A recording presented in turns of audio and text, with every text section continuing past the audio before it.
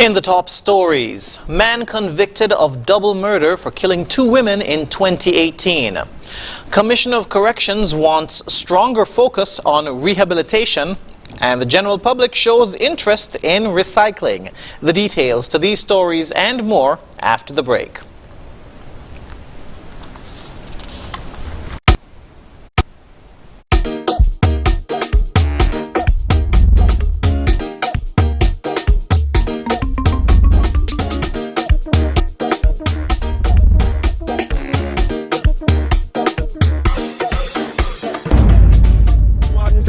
We love plenty gal ting. Every day we snouting, say boom. Yo, this is Skinny Fabulous, and I'm inviting you to be ready this carnival season with Courts Ready Cash. Get up to $20,000 cash right now. No deposit needed, and it's completely hassle-free. You will have your money in your hand in less than 24 hours. What are you waiting for? Don't miss the vibes this carnival season. It's all about Courts Ready Cash. Ready when you are. Thinking bad, all my friend them stinking mad. We be having blinking bad. Martin call me the drinking god. Mosoka, mosoka, mosoka, mosoka, mosoka, mosoka, mosoka, mosoka, mosoka, mosoka.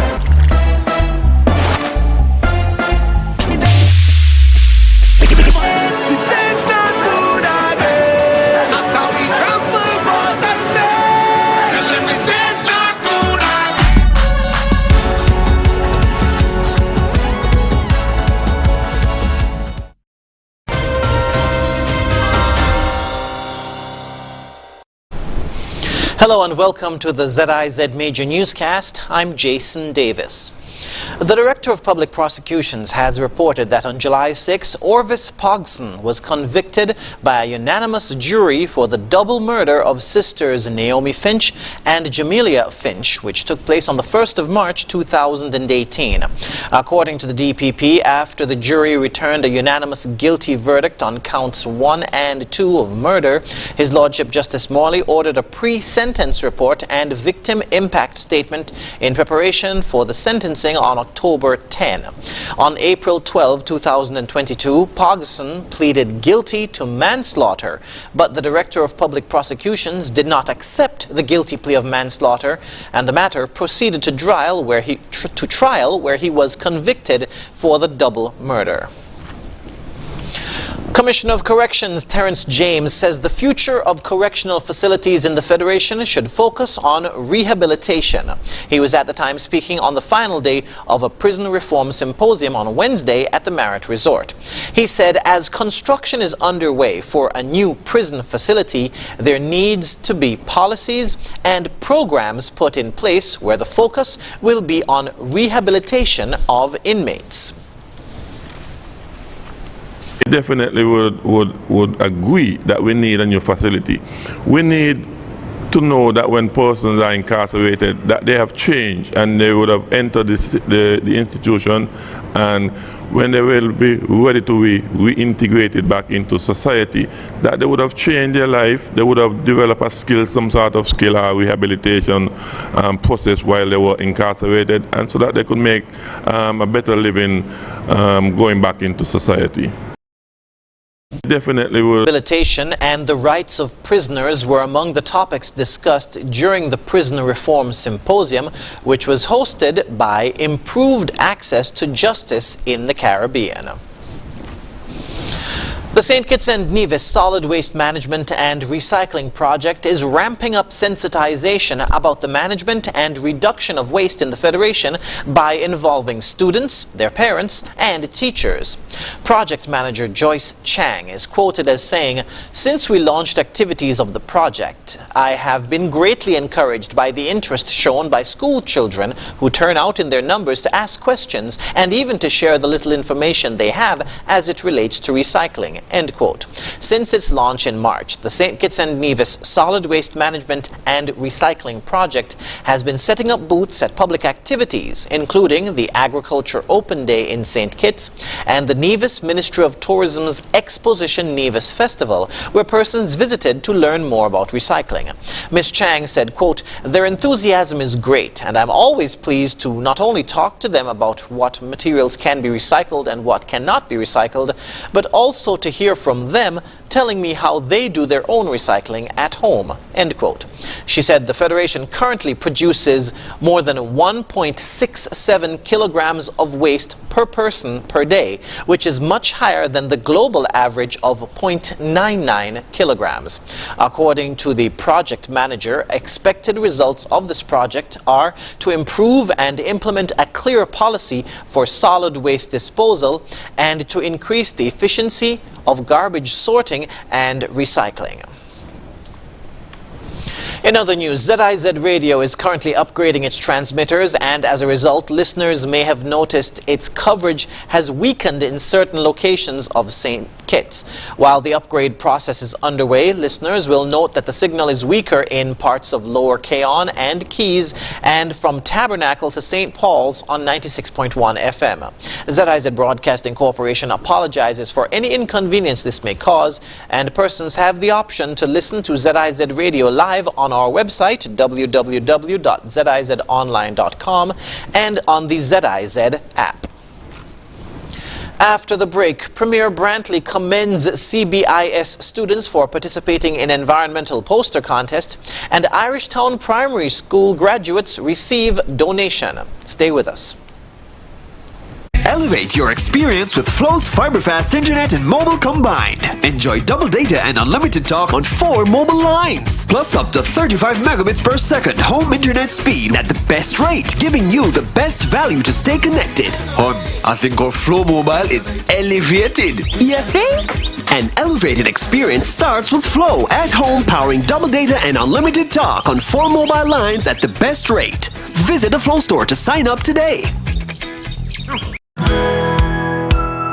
Mommy, where did you get all these groceries from? When my mom was a child, my grandma was only able to provide just what they needed. When my mom got older, she was then able to provide what they needed and some.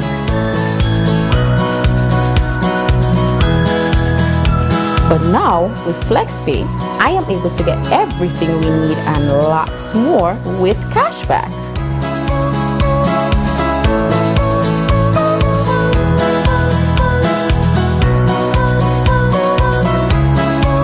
Wow, Mom, I hope this never ends.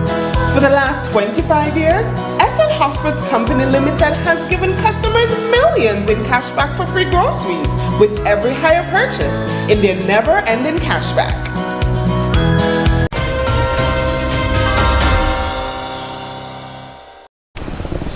Welcome back. 3 students grabbed the top positions among 11 students of the Cecile Brown Integrated School who participated in the Ministry of Tourism's Exposition Nevis 2022 Environmental Poster Contest. The theme was Keep Nevis Clean. At a brief prize-giving ceremony held at the school recently, Hildreth Tross captured the top spot, followed by Jaquoia Francis in 2nd place and Kijante Hobson in 3rd.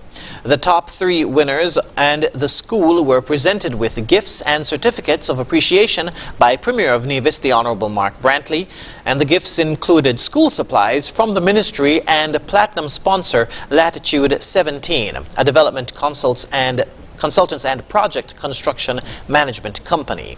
Each of the 11 participants received a $100 gift card from Latitude 17.